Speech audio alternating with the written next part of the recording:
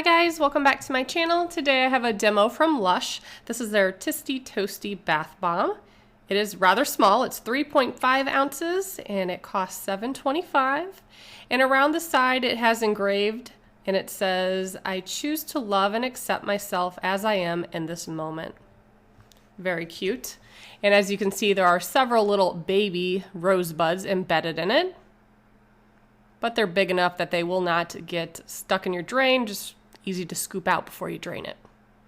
So I let my bath helper put it in. She never puts it out in the center of the tub, though she can reach it. She always just drops it by the side. But this was a very, very fast fizzing bath bomb. It took maybe 60 seconds to dissolve. And though there isn't any color in it, it did leave the bath water like a milky white.